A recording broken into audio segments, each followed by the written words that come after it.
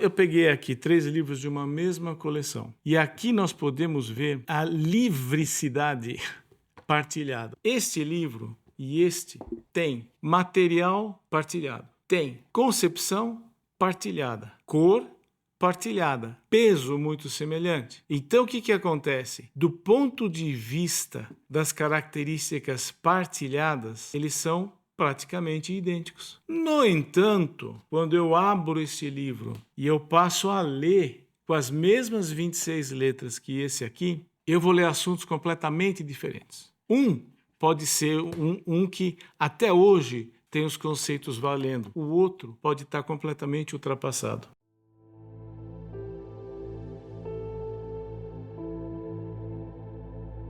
Olá, tudo bem? Muito obrigado por se juntar a gente em mais esse vídeo. Antes da gente entrar no nosso assunto propriamente dito, que é a humanidade partilhada, eu pediria que você desse um tempinho e desse um cliquezinho, uma curtida, um comentário, um compartilhamento, alguma coisa que marque aí e fortaleça o nosso algoritmo aqui para a gente poder continuar trazendo, entregando conteúdo de qualidade para você. Tá? Então, vai lá, aperta, a gente espera. Então agora, nós vamos conversar um pouquinho hoje então sobre um conceito, um princípio que nós temos dentro do Mindfulness, dentro das práticas do Mindfulness, que é o da humanidade partilhada. É uma ideia que é muito confortadora. Por quê? Porque quando eu não estou bem, a tendência, a coisa que mais ocorre para mim, quando eu não estou legal, é que isso só acontece comigo. Então você tem, por exemplo, nos serviços de saúde pelo mundo afora, você tem grupos de ajuda mútua, de pessoas que têm o mesmo diagnóstico, de pessoas que têm a mesma doença, de pessoas que precisam tomar os mesmos cuidados com sua vida. Diabético, hipertenso, geralmente de doenças crônicas não transmissíveis, né? É de muita ajuda você se respaldar nisso, porque você aprende, você é diabético, você aprende como é que o outro diabético faz com as dificuldades inerentes, mas também porque você está vendo alguém que tem a mesma dificuldade que você. Então, é fácil estabelecer-se uma solidariedade. Tá? E isso às vezes é muito importante, é confortador mutuamente. Então, esta ideia das coisas comuns a todas as pessoas, essa ideia é muito produtiva. Mas existe um ponto, e todos nós vemos, existe um ponto aonde aquilo que me faz sofrer não é aquilo que faz o outro sofrer. Vamos dar um exemplo simples. A gente falava algumas semanas atrás sobre beleza. Há pessoas para as quais você brincar com a aparência delas é um suplício. Você até percebe, intuitivamente você percebe que não é o caso de entrar nesse tipo de brincadeira com ela. Outras, você pode brincar à vontade, você não está nem aí. Agora, você tem que tomar cuidado para não pegar na zona de sensibilidade da pessoa que não tem nada a ver com a aparência dela. Tá? Isso é muito intuitivo e é muito fácil de ver em pessoas que saem do sério quando são contestadas, pessoas que ficam muito mal se forem tratadas que nem subordinados, tem pessoas que têm o limiar muito baixo, a frustração, outras são mais frustráveis. Fala-se muito de uma diferença intergeracional, aquela coisa do baby boom, depois os millennials, não sei o que, Z, etc. Então, essas gerações aí, muita gente procura estabelecer uma lógica, né? Uma lógica epidemiológica, uma lógica geracional para explicar essa pluralidade. Mas mesmo dentro da mesma geração, você vê um repertório muito, muito diverso de reações, atitudes, respostas ambientais e as exigências. Bem, o ponto E esta diferença, né, que você tem na forma como as pessoas reagem e se comportam a diferentes situações, você tem a ideia da singularidade, que é uma ideia que nós aqui estamos sempre defendendo. A ideia da singularidade, da peculiaridade do seu ser, da sua existência, das suas memórias, da vida que você compôs. É singular para cada um, apesar de ser construída com elementos comuns a toda a humanidade. Então, o que acontece? Nós temos uma singularidade não só na nossa vulnerabilidade ao estresse, mas também uma singularidade na nossa personalidade e na nossa biografia. Lembrando que a biografia que nós estamos falando aqui é a nossa. É aquela biografia que nós sabemos sobre nós mesmos. Não é a biografia do biógrafo que às vezes vai escrever sobre o cara depois que o cara já morreu. O sujeito não tem nem como dizer, não, faz sentido mesmo. É assim que eu me lembro das coisas na minha vida. Ou dizer, nada a ver, isso aí acho que você tirou da cartola. Não tem mais. Tem para os descendentes. E aí vira um quebra-pau, vira um quiprocó violento, né? Mas enfim, a biografia minha mesmo. É o repertório das minhas memórias e das minhas lembranças. E eu diria assim, que existe o aspecto disso seria como nós temos aqui esses 3 livros. Então eu peguei aqui 3 livros de uma mesma coleção. E aqui nós podemos ver a livricidade partilhada, ou seja, quando a gente fala em humanidade partilhada, o tipo de emoção, o tipo de experiência, o tipo de mal-estar, o tipo de alegria, tá? É um livro, como se é o exemplo do livro. Este livro e este tem material partilhado, tem concepção partilhada, cor partilhada, materiais partilhados, peso muito semelhante. Então o que acontece? Do ponto de vista das características partilhadas, eles são praticamente idênticos. Então o que acontece com este livro pode acontecer com este.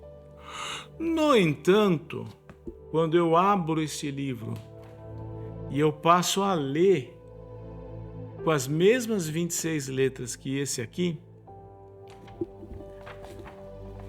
eu vou ler assuntos completamente diferentes. Esses 2 livros vão ter finalidades diferentes, vão ter aplicabilidade diferente, eles vão ser usados e vão ter efeitos diferentes. Um pode ser um que até hoje tem os conceitos valendo, o outro pode estar completamente ultrapassado. Isto vai depender da singularidade da composição que as características comuns adquirem em cada livro, especialmente a linguagem que vai ser expressa para fazer isso. Um outro exemplo que eu acho que é muito bonito é você antigamente lembra dos mosaicos? Lá no passado remoto, a técnica de pintura, as tintas elas evanesciam muito rápido e também nenhuma tinta é eterna, né? Você tem que fazer uma série de tratamentos de conservação em quadros medievais, por exemplo, né? Então, em vez de tinta, você tinha pedrinhas, de várias cores e de várias texturas. O cara ia fazendo o mosaico. Então ele tinha 5 pedras. Aquelas 5 pedras ele fazia a cara do Alexandre o Grande, ou a cara de um César, ou golfinhos na Grécia minoica, e assim por diante. As mesmas 5, eu sei que uma das pedras era lápis lazuli, isso é tudo que eu sei, né? As outras não sei, mas você tinha aí um repertório de imagens e de representações que era absurdo de fazer com aquelas 5 pedras. Então, são 5 pedras, elas têm pedrice compartilhada, mas o compósito que você vai ter, o efeito final que você vai ter no arranjo específico daquelas pedras é rigorosamente singular. Cada mosaico era diferente do outro. Tá? Então, esta é basicamente a ideia daquilo que nós devemos trazer em mente quando nós pensamos na nossa prática. A humanidade partilhada, ela é muito importante para que eu exercite a minha solidariedade. Mas muitas vezes, para trabalhar com o deciframento, lembra da esfinge? Decifra-me ou devoro-te. Para poder lidar com o nosso deciframento, aí a gente precisa entrar na nossa singularidade radical. Então tem a humanidade partilhada e a singularidade radical. Quando nós vemos a história falando na esfinge, quando nós vemos de novo a história da esfinge e o Édipo chegando em Tebas para entrar em contra a esfinge fala: decifra-me ou devoro-te. E qual é o animal que de manhã tem 4 patas, ao meio-dia tem 2 e à tarde tem 3? E o Édipo respondeu: é o ser humano. A esfinge se matou. Só que é curioso o seguinte: ali havia um outro recado que o Édipo não pegou. Mas se você se lembra da história dele, depois que ele descobre que ele desposou Jocasta, e Jocasta é a mãe biológica dele, o que ele faz em autopunição? Ele vaza os 2 olhos. Então ele termina a vida dele cego, usando, portanto, uma bengala. Então a bengala não é do velho, a bengala é do fim da vida dele. O animal que tem 4 pernas de manhã, 2 pernas ao meio-dia e à noite tem 3, era o Édipo. Édipo falhou em perceber a dimensão da singularidade radical, porque nem todo mundo termina a vida com a bengala porque está cego. Então aqui nós temos um exemplo de como a humanidade partilhada e a singularidade radical andam juntas, fazem parte da mesma experiência de existir, de estar presente aqui e agora. Por fim, só para a gente poder terminar, eu tenho aqui mais um comentáriozinho. Você fala: bom, mas tá bom. E aí, como é que a gente pode entender, então, que as pessoas têm um certo perfil de vulnerabilidade ao estresse, um certo perfil de resistência, de resiliência ao estresse? O que acontece que essas pessoas conseguem, de alguma maneira, ter uma certa regularidade nisso? E aí entra um conceito que se chama o conceito da incrustação biológica, que seria o seguinte: todas as estruturas envolvidas na resposta ao estresse, quer dizer, a dimensão orgânica do estresse, porque o estresse é um conceito fisiológico e não psicológico, né? Todas estas tendências das estruturas do estresse têm já uma certa previsibilidade, elas ficam dentro de um certo nível. Tem cara que não estressa, só não estressa, o cara parece que, né? E tem cara que vive pilhado, já tá suando na testa às 5 da manhã. Então, o que acontece? É uma sensibilidade, a incrustação biológica define uma sensibilidade individual, singular ao estresse, que é uma experiência universal.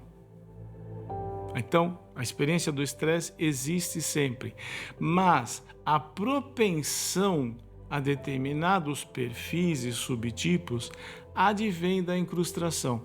E a incrustação biológica, ela é essencialmente formada exatamente na época da nossa vida que o biológico e o cultural conversam com mais flexibilidade, que é a primeira infância, os primeiros anos de vida, antes da adolescência. À medida que o tempo passa, nós vamos tendo uma série de mecanismos neuronais que vão meio que fixando o nosso perfil numa certa direção. Então, o recado que fica aqui é que é extremamente importante no mindfulness você respeitar e até cultivar a sua singularidade. Porque isto é que vai despertar o que o Joseph Campbell chama o júbilo de existir, o júbilo de estar aqui. É isto que vai despertar o que os filósofos do final do século XIX e século XX chamam de inspiração, ou desejo, ou compulsão, ou impulsão, ou empuxo, o que quer que seja. Então é muito importante a gente ter claro que o que nós temos é universal, ao mesmo tempo que é individual. Então, por exemplo, teu polegar tem os 10 dedos aqui. Isso é universal. Agora, cada inconfundivelmente diferente. Isso é singular. E os dois atributos recaem sobre o mesmo polegar. Eu não sabia. Sabe focinho de cachorro? Aquelas ruguinhas que eles têm, aquilo também é individual a cada cão. As baleias jubarte, quando elas levantam o rabo, tem aquelas manchas de pigmento do lado inferior da cauda, também são singulares a cada baleia. Cada baleia tem a sua assinatura individual e a baleia, por excelência, é um bicho que parece que viu uma, viu todas, né? Então é isso, gente. Na sua prática, mesmo na sua vida, no cultivo das suas aspirações, das coisas que te motivam, sempre convém ter claramente que se você estiver pensando em si mesmo, você estará pensando com o olhar, com a lente, por que não dizer com o coração da humanidade partilhada, ao mesmo tempo que o coração da singularidade radical. Ambas compõem a tessitura fundadora do seu ser, por assim dizer, do seu ser social, do seu ser biológico. Então, aproveite bem, viva bem e lembre-se de sempre dar espaço, respiro para essas